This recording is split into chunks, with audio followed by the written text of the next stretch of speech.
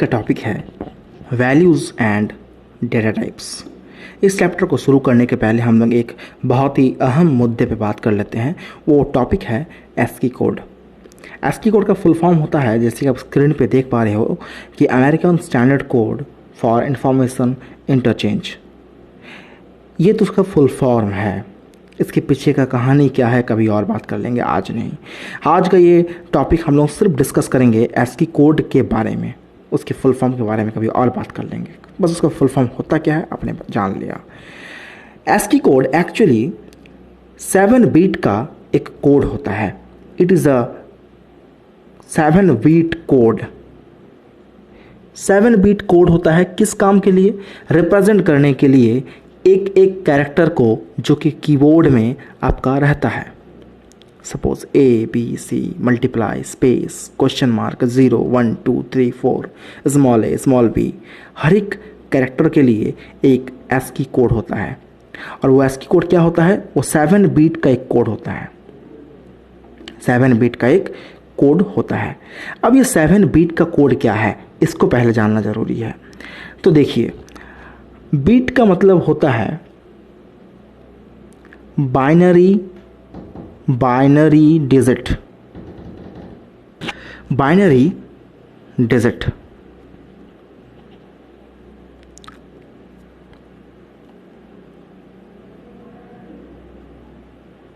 ठीक है। अब बाइनरी डिजिट आपने पढ़ा होगा अपने प्रीवियस क्लासेस में, जहां आपको ये बात मालूम है कि बाइनरी डिजिट यानी कि 0 या 1, जिसे हम लोग कहते हैं बाइनरी डिजिट। अगर हमारे पास 7 बीट है, इसका मतलब वहाँ पर आपका 7 बीट का मतलब हो गया या तो 0 या तो 1 का कॉम्बिनेशन मिला करके आपको टोटल 7 बीट मिलेंगे। ठीक है। 1 बीट मतलब 2 डिजिट ही नहीं होते हैं। 1 बीट मतलब होता है या तो 0 या तो 1। ठीक है, या तो 0 या तो 1। तो 7 बीट का मतलब हो गया, आपके पास अगर मान लेते ये बॉक्स है तो इसमें आपका 1 2 3 4 5 6 7, तो इसमें या 0 1 1 0 1 0 1 इस तरह से आपको एक कॉम्बिनेशन मिलेगा 0 और 1 का। इसको हम कहेंगे 7 बीट कोड, जो कि एक्चुअली एस्की कोड कहलाता है। इसमें देख सकते हैं आप 1 2 3 4 5 6 7 है ना, 7 बीट के कोड है इसमें। तो इसे हम लोग कहते हैं 7 बीट कोड, जो कि एस्की कोड कहलाता है। तो एक नॉर्मल इंसान के लिए क्या इतना लंबा एक कोड याद रखना पॉसिबल है? ये पूरा कोड याद रखना क्या पॉसिबल है? वो भी तब जब हर एक कैरेक्टर का कोड अलग अलग होगा।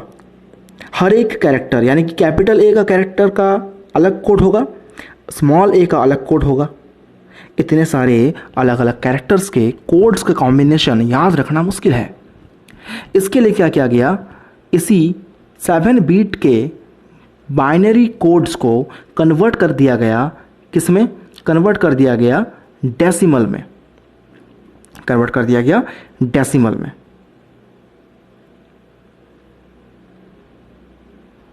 यही डेसिमल नंबर हम लोग यूज करते हैं एस्की कोड के तौर पर। कभी भी आप एस्की कोड के तौर पर 0 1 1 0 1 1 0 0 इस तरह का इस्तेमाल कभी नहीं देखोगे आप हमेशा एस्की कोड के नाम पर आप देखना, आपको डेसिमल नंबर दिखेंगे। डेसिमल नंबर मतलब होता है कि 142 101 123 इस तरह के नंबर दिखेंगे आपको। अब बात एक आता है कि सर ये एस्की कोड का ज़रूरत क्यों पड़ा? एस्की कोड का ज़रूरत पड़ा क्योंकि देखो, जावा में जब आप कोई भी कोडिंग करते हो तो आप एक एक कैरेक्टर को एंटर करते हो।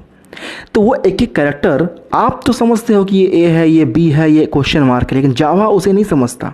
जावा एक कैपिटल ए और स्मॉल ए में डिफ्रेंशिएट नहीं कर पाएगा, क्योंकि वो एक इंसान नहीं है, वो एक मशीन है। और मशीन इंसानों के भाषा नहीं समझता, उसका अपना खुद का लैंग्वेज होता है जो कि बाइनरी लैंग्वेज है। वो 0 और 1 के कॉम्बिनेशन को समझता है। तो क्या करना पड़ता है, जो भी आप टाइप करते हो ना, उसे कन्वर्ट करना पड़ता है उस कंप्यूटर के अपने लैंग्वेज पर, जो कि बाइनरी लैंग्वेज है। जिसके चलते हम लोग क्या करते हैं, बाइनरी नंबर के कॉम्बिनेशन में उसे हम लोग तोड़ देते हैं। बात समझ में आया।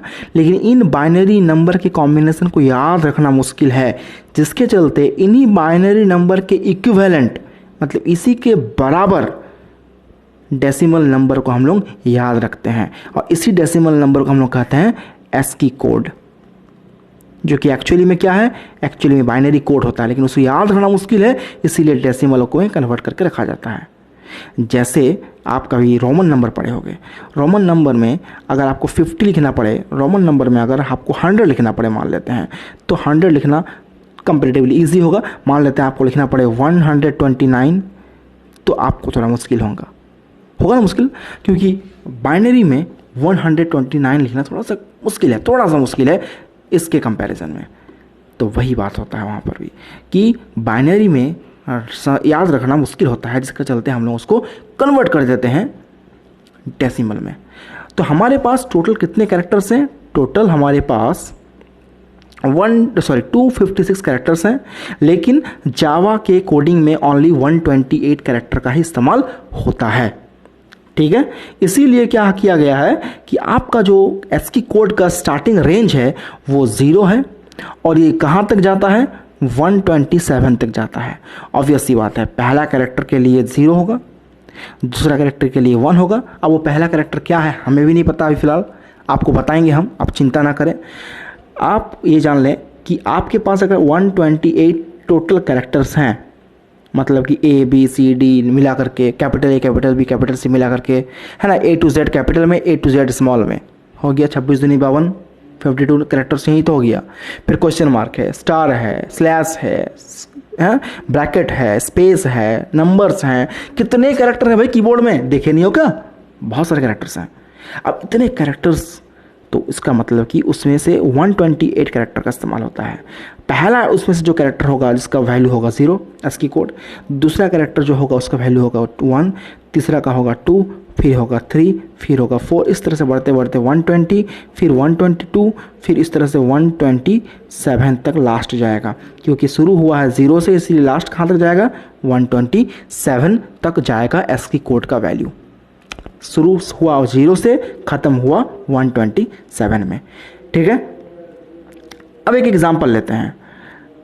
एग्जांपल लेंगे उसके पहले यहाँ पर कुछ टेबल में मैंने इस टेबल में मैंने कोड्स को लिख दिया है। जैसे कि 0 to 9 अगर मेरे पास नंबर है, 0 से शुरू हुआ नंबर का सिस्टम 9 तक जा रहा है, तो 0 का एस्की कोड कितना होगा? 0 का एस्की कोड होगा 48, 1 का कितना होगा? 49, 2 का 50, 3 का 51, इस तरह से बढ़ते बढ़ते 9 का 57। बात समझ में आ रहा है? ये हो गया 0 से लेकर के 9 तक का डिजिट्स का एस्की वैल्यू।